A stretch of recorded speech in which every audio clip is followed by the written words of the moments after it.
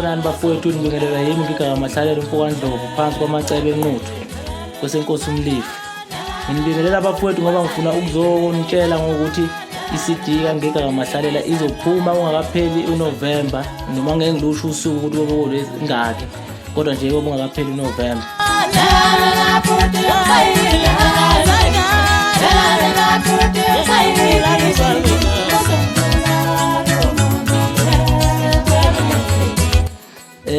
Le ngoma engiyenzile ke bafowethu iqukethe ingoma zothando kuphela.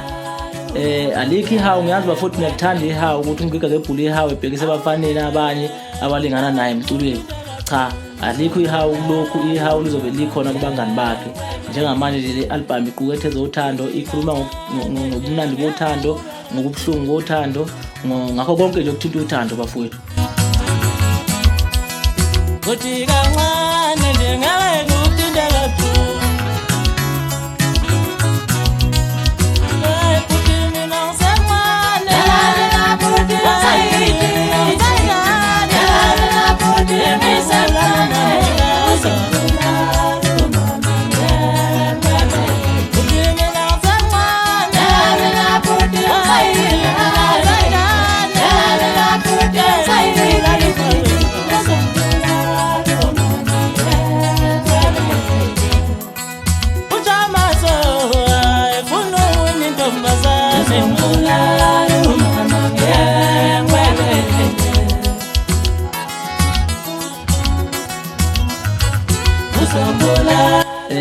So ke ngicela ukuthi bafowethu nilindele album yami emnandi. Kunezingoma ezu4 engizenze e-studio kuthiwa kusemashinini. Kwesikhathi yami umfo wasibili wasengenza ezu8 e-studio kwaYani Smith lapha yana. Ingoma ezu8 lapho ngenzela njalo, ngifuna ukuthi siqhathanise ama sound bafowethu, size ukuthi kukhona ama sound afikayo akhala kamnandi futhi nawo ongakwazi ukwenza kuwo umculo kaMaskandi. So ngiyacela ke bafowethu ukuthi niphume ngobuningi benu niyobheka i-album kaNgigaba Mahlalela.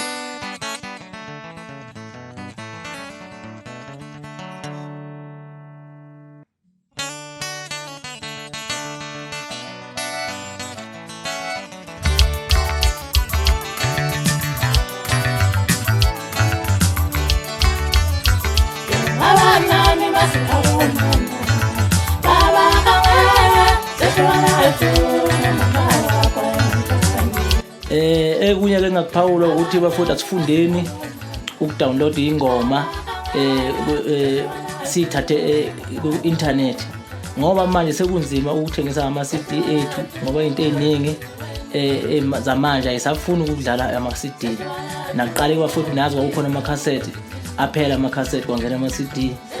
Seyaphela ke manje ama CD kuzongena ukuthi nikuthenge umculo wethu online. Ngiyacela bafowethu ukuthi nenze kanjalo. Nifundise nje bafowethu, nami ngizozama ukuthi engisondelene nabo ngibatshele ukuthi uthengwa kanjani umculo wethu online.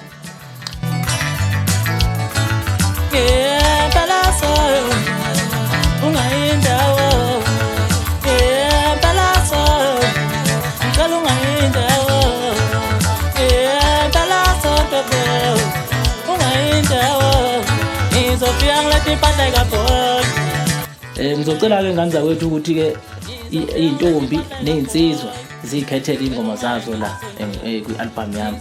Ngiyabonga.